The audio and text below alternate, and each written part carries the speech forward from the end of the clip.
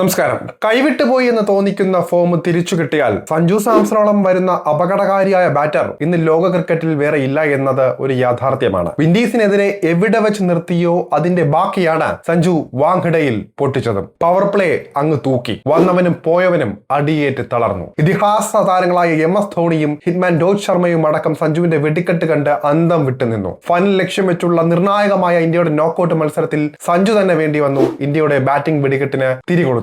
സഞ്ജു 15 റൺസിൽ നിൽക്കെ ലഭിച്ച ക്യാച്ച് അവസരം ഹാരി ബ്രൂക്ക് വിട്ടുകളഞ്ഞത് ഇംഗ്ലണ്ട് ഇനി ഒരു കാലത്തും മറക്കാനിടയില്ല. ഓപ്പണറായി ഇറങ്ങിയ സഞ്ജു 42 പന്തിൽ 89 റൺസ് എടുത്താണ് പുറത്തായത്. 8 4ഉം 7 6ഉമാണ് സഞ്ജുവിന്റെ ഇന്നിംഗ്സിൽ പിറന്നത്. ഇന്ത്യ ബാറ്റ് ചെയ്യാനെത്തിയപ്പോൾ സഞ്ജു സാംസൺ, ജോഫ്ര ആർച്ചർ പോരാട്ടത്തിലേക്കാണ് എല്ലാവരും ഉറ്റുനോക്കിയത്. ആർച്ചറുടെ ആദ്യ ഓവറിൽ തന്നെ ഒരു 6ഉം ഒരു 4ഉം ഉൾപ്പെടെ സഞ്ജു കത്തിക്കയറി. 3-ാം ഓവർ എറിയാനെത്തിയ ആർച്ചറെ സഞ്ജു വീണ്ടും വെറുതെ വിട്ടില്ല. 2 ഓവറിൽ 26 റൺസാണ് ആർച്ചർക്ക് വഴങ്ങേണ്ടി വന്നത്. 211.90 സ്ട്രൈക്ക് റേറ്റിലാണ് മലയാളി താരം മുംബൈയിൽ ബാറ്റ് ചെയ്തത്. സഞ്ജുവിനെ സംബന്ധിച്ച സെഞ്ചുറി നേടാനുള്ള അവസരം മുന്നിലുണ്ടായിരുന്നു. എന്നാൽ ഇതിനൊന്നും ശ്രമിക്കാതെ അടിച്ചു കളിക്കാനുള്ള നീക്കമാണ് സഞ്ജു നടത്തിയത്. സഞ്ജുവിന്റെ സ്വാർത്ഥതയില്ലാത്ത ബാറ്റിംഗ് പ്രകടനത്തെ വാഴ്ത്തുകയാണ് ഇപ്പോൾ ആരാധകരും.